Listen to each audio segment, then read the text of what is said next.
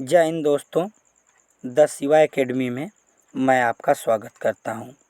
आज हम हिंदी साहित्य के कुछ महत्वपूर्ण प्रश्नों को करेंगे जो परीक्षा की दृष्टि से बहुत ही महत्वपूर्ण है। तो आइए हम चलते हैं आज के अपने पहले प्रश्न पे। आज का हमारा पहला प्रश्न है कि पऊम चरियु किसकी रचना है।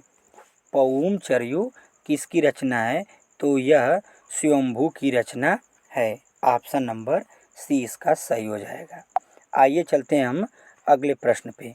अगला प्रश्न क्या है कि गोस्वामी तुलसीदास की रचना कवितावली किस भाषा की रचना है।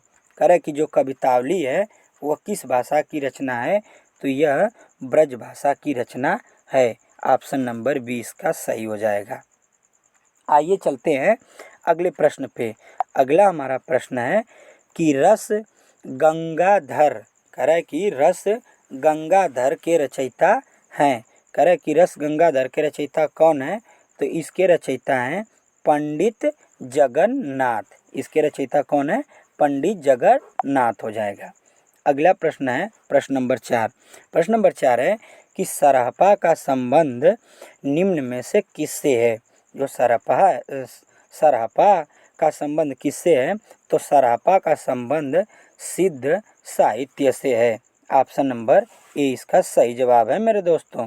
आइए चलते हैं अगले प्रश्न पे। अगला प्रश्न है भाइयों कि एक बूंद कि एक बूंद सहसा उछली किस विधा की रचना है। तो यह यात्रा वृत्तांत की रचना है। ऑप्शन नंबर ए इसका सही जवाब है। आइए चलते हैं छठे प्रश्न पे। छठा प्रश्न है कि समय देवता किस कवि की कविता है। कि जो समय देवता है वह किस कवि की कविता है। तो यह नरेश मेहता की कविता है। ऑप्शन नंबर डी इसका सही हो जाएगा। आइए चलते हैं अगले प्रश्न पे। हमारा 7वां प्रश्न क्या है? कह रहा है कि निम्न में से कौन सी रचना चिंतामणि की है। कि इनमें से बताइए कौन सी रचना चिंतामणि की है। तो रसराज चिंतामणि की रचना है। ऑप्शन नंबर 20 का सही हो जाएगा। आइए चलते हैं अगले प्रश्न पे। अगला प्रश्न हमारा कह रहा है कि ब्रज भाषा खड़ी बोली, हरियाणवी, बुंदेली और कन्नौजी हिंदी बोलियों के किस वर्ग की हैं। कि ये जो जितनी बोलियां हैं वह किस वर्ग में आती हैं। तो यह हमारा पश्चिमी हिंदी की बोलियों में आती हैं। ऑप्शन नंबर हो जाएगा इसका बी, यह पश्चिम हिंदी बोलियों में आती हैं। आइए चलते हैं अगले प्रश्न पे। अगला हमारा प्रश्न है कि संविधान के किस अनुच्छेद के अनुसार संघ की राजभाषा हिंदी और लिपि देवनागरी है। कि राजभाषा जो है हिंदी और देवनागरी किस अनुच्छेद के अनुसार है। जो लिपि देवनागरी किस अनुच्छेद के अनुसार है? तो हमारा हो जाएगा अनुच्छेद 343। ऑप्शन नंबर ए इसका सही जवाब है। आइए चलते हैं अगले प्रश्न पे।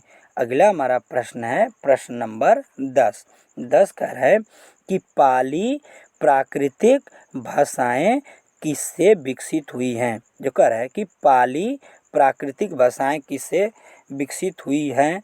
तो यह हमारा वैदिक वैदिक संस्कृत से विकसित हुई हैं। ऑप्शन नंबर डी इसका सही जवाब है। आइए चलते हैं अगले प्रश्न पे।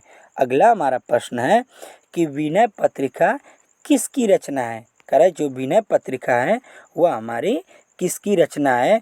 तो विनय पत्रिका तुलसीदास की रचना है। ऑप्शन नंबर ए इसका सही है।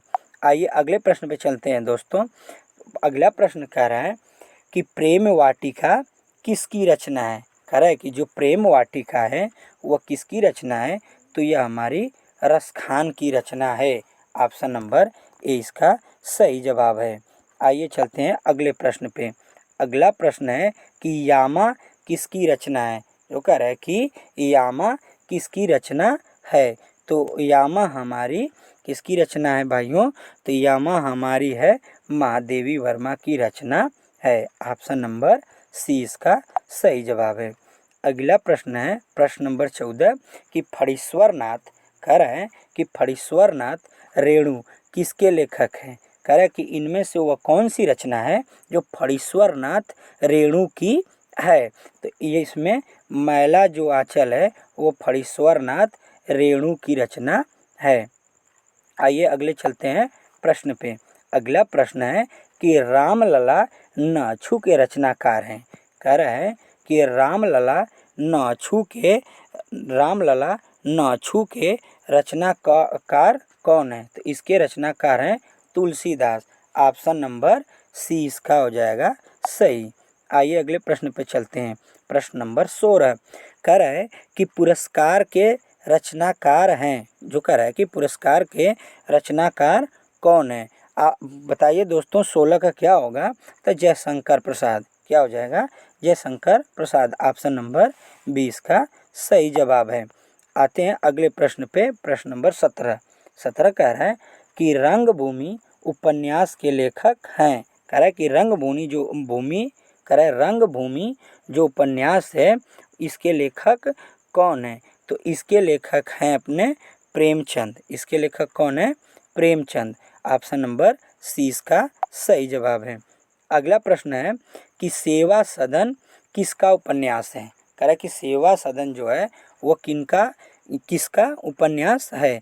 तो यह हमारा प्रेमचंद का उपन्यास है। ऑप्शन नंबर 20 सही हो जाएगा इसका। आइए चलते हैं अगले प्रश्न पे। अगला प्रश्न जो हमारा है 19 नंबर, वो कह रहा है कि प्रेम सागर के लेखक कौन है।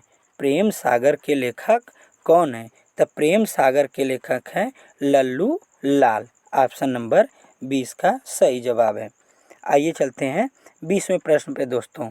तो 20वां प्रश्न है कि राग गोविंद किसकी रचना है। कह रहा है कि राग गोविंद किसकी रचना है। तो यह मीराबाई की रचना है। ऑप्शन नंबर डी इसका सही जवाब है। आइए चलते हैं अगले प्रश्न पे। प्रश्न नंबर 11 कह रहा है कि भूले बिसरे चित्र किसकी रचना है। कह रहा है कि बताइए भूले बिसरे चित्र किसकी रचना है। तो यह रचना है भगवती चरण वर्मा। ऑप्शन नंबर इसका हो जाएगा सी बिल्कुल सही जवाब। आइए दोस्तों चलते हैं अगले प्रश्न पे। अगला प्रश्न है कि इश्कनामा। कह रहा है कि इश्कनामा किसकी रचना है। तो इश्कनामा हमारी रचना बोधा की है। किसकी है, बोधा की है। ऑप्शन नंबर 20 का सही जवाब है। आइए चलते हैं अगले प्रश्न पे। हमारा अगला प्रश्न है कि प्रेम पचीसी कहानी संग्रह के लेखक कौन है। प्रेम पचीसी कहानी संग्रह के लेखक कौन है। तो यह प्रेमचंद हैं। ऑप्शन नंबर ए इसका बिल्कुल सही जवाब है। आइए अगले प्रश्न पे चलते हैं। मधुशाला के लेखक कौन है। तो मधुशाला के लेखक हैं Harivansh Rai Bachchan. Option number A इसका सही जवाब है। आते हैं आज के अपने अंतिम प्रश्न पे। आज का हमारा अंतिम प्रश्न है कि रस रंग के लेखक कौन है। बताइए रस रंग के लेखक कौन है। तो रस रंग के लेखक हैं ग्वाल। कौन हो जाएगा इनके, ग्वाल। Option number B. तो धन्यवाद दोस्तों।